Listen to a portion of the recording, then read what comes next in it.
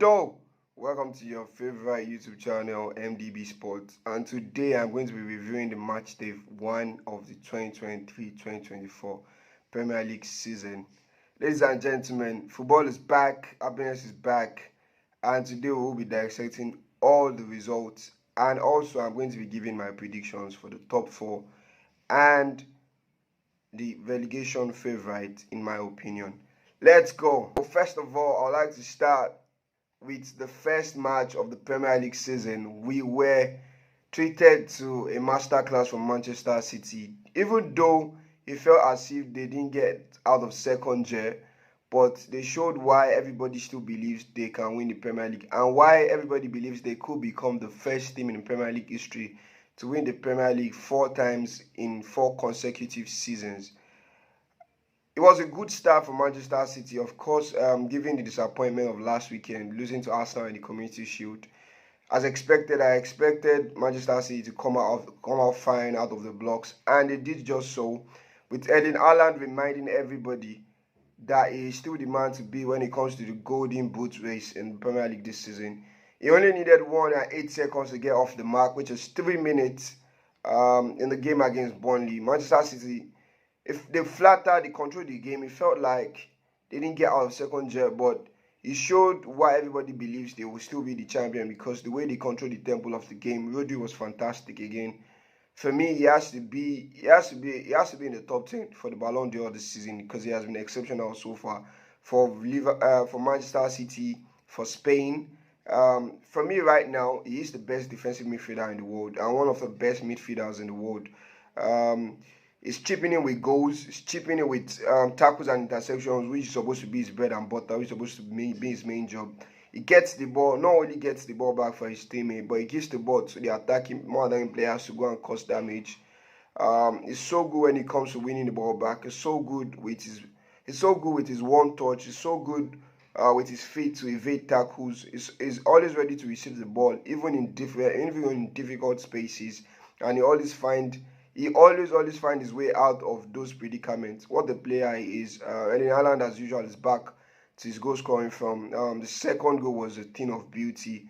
It was a good layup from Julian Alvarez. Even though the ball was bubbly, a lot of strikers may have been unable to get their knee above the ball and just strike it way higher up the bar. But that's not Erling Haaland. He showed why he is a clinical marksman and why he is the best striker in the world right now, or arguably he could be the winner of the Ballon d'Or this season, which means he is going to be the best player in the world. So he showed why he is that highly rated by everybody by scoring. It was a fantastic goal on his weaker right foot, I should say. And they just controlled the tempo of Burnley. They controlled the whole game. Burnley fielded the youngest starting 11 in their history. And the funny fact was the value of Manchester City defense that started the game was higher than the value and than the amount of transfer Burnley has spent in their history. That's how staggering the difference between both teams were. Burnley has also give a good account of themselves. They showed some attacking endeavors. They didn't sit back to defend. Of course, it showed like a really different Burnley from the last time they were in the Premier League, where we know Burnley to be a team that is always defensive. And in the game, they came out to play. It was just that at the end of the day, Manchester City quality outclassed them, which is not a shame, because originally Manchester City would outclass maybe 99% of the teams in the world. So of course that wasn't a good start. Everybody knew it was going to be a tough game for them because they are coming at their first game back in Premier League in Manchester City. But given what they showed in bits and pieces, you could see that they're a good team, and you could tell that they have the squad, or they have the spirit to challenge and get safe from relegation. Moving on from the Manchester City and Burnley clash, I have to talk about the second game of the Premier League season, Arsenal against Nottingham Forest.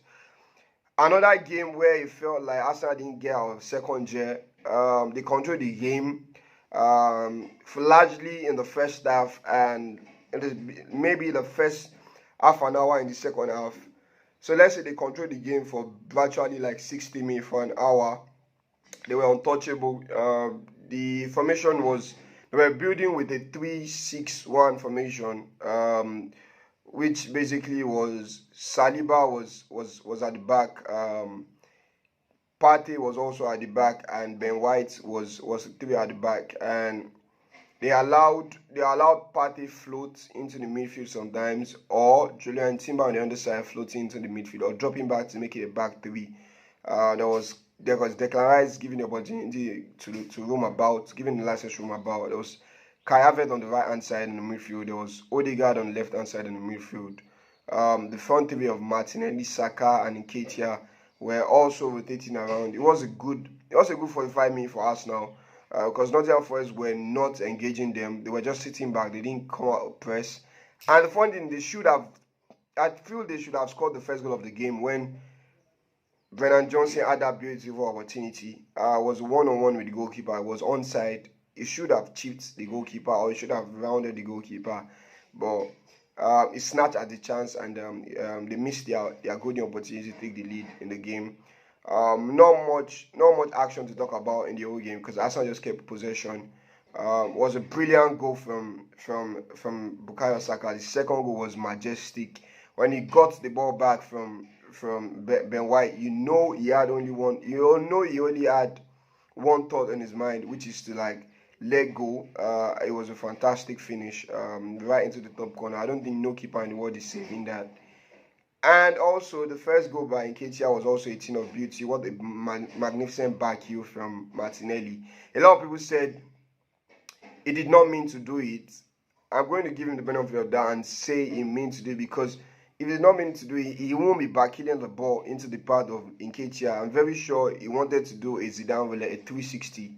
And but this one, instead of keeping the position of the ball with the 360, he completed the 360 with a back heel to Eddie Nketiah, and what a nice, lovely finish, and what a boost of confidence, or what a lot of good is going to do to Eddie Nketiah's confidence. Nottingham Forest in second half, they made some attacking changes, brought in Anthony Elanga, and brought in their top scorer from last season, Taiwan Awoniyi, and instantly you could see the difference. Awoniyi was able to hold up the play. In the first half, they had no outlets, they had no outball, they had nobody to target. In comes in Awoniyi, and suddenly they are able to hold on to the ball. There was somebody that was able to bring his teammates into play, and what a fantastic goal they scored as well. Then Elanga showing his pace. Declan Rice and Saliba were unable to keep up with him with his pace. It showed why he is one of the fastest players in the Premier League, and also showed the composure at the end of the pace to be able to dig in a beautiful crossing for Awoniyi to score. And we have to say a very big happy birthday to Taiwo Awoniyi. It was his birthday over the weekend. He had a crazy Saturday. Scored in the first game of the Premier League season. It was his birthday, and also in the evening, his wife gave birth to a beautiful baby girl. So, what a fantastic 24 hours it has been for the Awoniyis, and we're sending our congratulations to them. Then, moving on from the Arsenal game, we have to talk about Brighton and Luton Town. Brighton were magnificent again. They just picked up right where they left from last season. Even though there's a couple of changes in their team, because Moises Caicedo is virtually completing his move to Chelsea. And also, they've missed out on Alexis McAllister to Liverpool. And also, they've lost some key players as well. So the fact that they're able to just pick up right where they left, they lost Levi Colwill to Chelsea. And they just picked up right where they left. The team was sparkling. Another young players. All the players that scored the 4 goals for them were under the age of 21. Andringa is a player that I love. Is somebody that is one of the youths that I feel like is going to have a very big season, and one person I believe every single person should watch out for, Simon Andringa. And he came on and got the goal 5 minutes after coming on with literally his first touch of the match. So it was a fantastic game. Brighton, they are coasting. They controlled the game. They were never in doubt. I think Luton Town were lucky to get the penalty. I believe Dunk could not cut his hand off. It wasn't like trying to make himself big. I was trying to jump into a cross, and the ball I was not even sure if he hit his arm or his back, because it was that inconclusive. But VAR gave the penalty, and it was great for Newton Town, at least to get their first Premier League goal in their history. At least they've made history, and at least he has shown their striker that he could get a goal in the Premier League by scoring. So that's the only positive they can pick from the game. And Luton Town is my every favourite to go down. I just think their squad, they don't have enough quality in their squad to keep them up.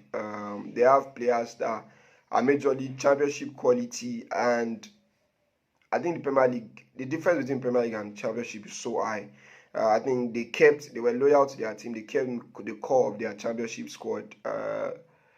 They might still prove me wrong, but right now, I think they are one of the favorites to go down, or the favorite, my favorite to go down. Moving on from the Brighton game, we have to talk about the game. For me, it is the game of the weekend, which is Newcastle against Aston Villa, which is a fantastic game. This is two teams that I believe they are going to have a great season. I believe Newcastle, I beg your pardon, can still compete, or I believe Newcastle can still finish in the top four this season. Even though they have the champion, they are playing in the Champions League this season, and that is even more games for them to play. But the beginning of the season, they've shown the game was never a 5-1 win game. It was never a 5-1 scoreline game. It was a fantastic game all around. I think Newcastle just pulled away. At the end of the day, Newcastle just pulled away. With Alexander Isak getting 2 goals, Harvey Barnes coming off the bench on his debut to score, Callum Wilson getting his customary opening day of the season goal as well. And also Sandro Tonali scoring on his debut with a fantastic goal. Sandro Tonali was amazing throughout the whole game, controlled the tempo of the game. The way he was rotating with Bruno Guimaraes in the register role for Newcastle was amazing to see. You can see that they're already building a beautiful partnership. And given the way Tonali played, I think it's going to be hard, or it's going to be so difficult for Joe Willock to get back into the starting 11. There's a balance in their midfield with Tonali, with Bruno Guimaraes, with Joel Linton. They have a player that can pick up the pass. They have a player that can tackle. They have a player that can run with the ball. They have a player that is creative, that has the flair and the guile. Newcastle are on the roll. Their team is still fantastic. They showed that that last season was not just a one-season fluke, and they are here to stay. And Alexander Isak, I tell you, is a fantastic striker. If he can keep himself fit for this season, Newcastle are going to be doing even more miraculous things or great things, because he has shown the way he plays his game reminds me of a lot of Karim Benzema, and I won't be surprised in the next couple of seasons if he gets his big move to a big Premier League side, or he gets his move to Real Madrid or to the top teams in Europe, because what a player he is, and the way he controls the ball, the way he runs at defenders, the way he gets away from defenders in tight spaces, the way he rotates around the top, in the top half of the field, and still find his way back into the central side, and still find his way back into the center of the box is an amazing skill. It's a skill that not everybody have, and he's a fantastic player, and he's a player that expect big things from him if he can keep himself fit. For Aston Villa, the game was great. They had a good 45 minutes. I think they were even unlucky to go into the half with a goal down.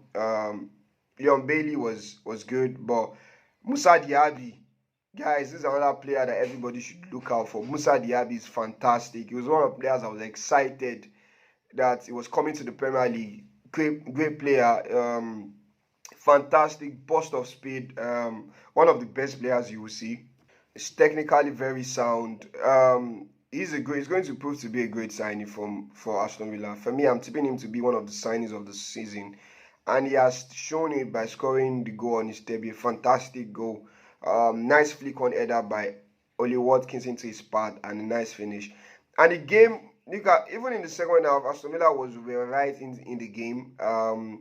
Up until, I think the turning point was when Marty Cash had a chance to score when the game was like 3-1, when Newcastle was 3-1 up. I think if he had scored to make the game 3-2, I think it's going to be a different game entirely. And Aston Villa would have gotten from strength to strength. And also, not forgetting that the injury to Tyrone Mings in the game as well, I think it affected their game and the way they wanted to build up in the game. Pau Torres, I think, struggled to adapt to the pace of the game, and I think that's a worry for Aston Villa. But I still expect Aston Villa to have a good season. I picked them to finish in in the top half of the Premier League. I see them even pushing for Europe, maybe the Conference League or the Europa League spot again this season. So I'm expecting big things from Unai Emery and Aston Villa.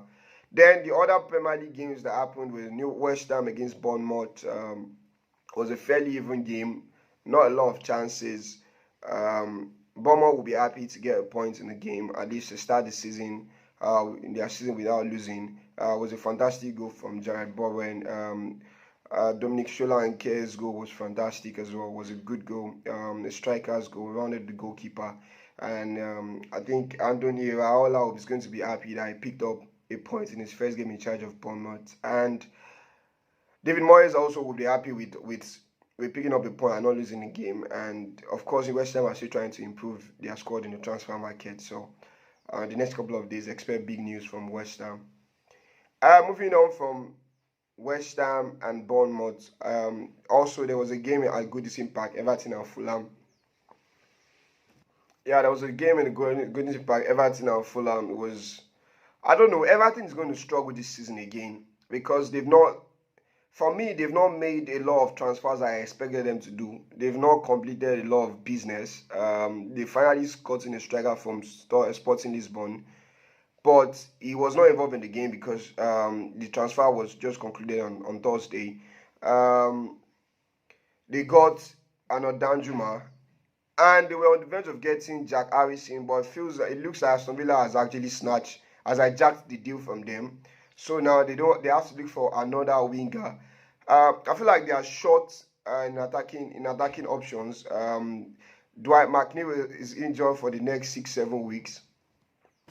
So Dwight McNeil is out for a considerable long time. So it's going to be, I feel like it's going to be a tough season for them if they don't get quality signings in. I still believe they are still going to be hovering over that relegation positions or around that position. Fulham as well. They are going to be happy with the win. Everton created more opportunities or more presentable opportunities. They had the best chances in the game and they should have at least scored one. But Fulham were able to get a goal through Diko Dovavid. It was a good counter. It was a nice finish. A tap in at the back post. Fulham is going to be happy with the 3 point. Everton is going to be sad, and these games are so important because, of course, it's the beginning of the season, but they are games that when you're looking for points in the Premier League at the end of the season, there are games that you pinpoint when or if they get relegated. These are games they will look back on and believe they should have done better. Moving from that, I'm going to talk about the Brentford against Tottenham Hotspur. Was the beginning of the Ange Postecoglou era at Tottenham. I was looking forward to seeing their play, and also it was the first game post Harry Kane, and it was the first game for the new captain Heung-min Son. It was the first official game to see Brentford this season without their talisman Ivan Toney. It was the first opportunity to see them without their talisman Ivan Toney. It was a good performance from both teams. Tottenham had a good first 25 minutes, and that was why they took the lead in the first 25 minutes. Quite a good goal, a good set piece goal. Just Madison whipping the ball in for Romero to score. It was a very good game.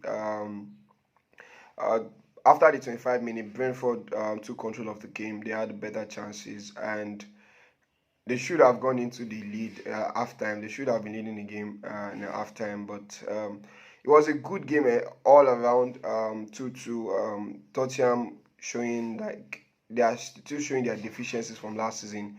Still showing that and Postecoglou can't just solve all their problems right away. I still believe they are still short in the midfield position, I think, and they still need to bring in a striker because Richarlison, I don't think Richarlison is good enough or consistent enough. I don't think Richarlison is consistent enough to lead the attack for Tottenham or to get them 30 Premier League goals or 30 goals a season that they will be missing through Harry Kane. And I believe that Heung-min Son also, given that he is the new captain, has to step up. He has to take up the mantle of being the main man and getting the goals. And also Richarlison has to chip in. Kulusevski also has to chip in. And all in all, it was a good game. Not the best of games.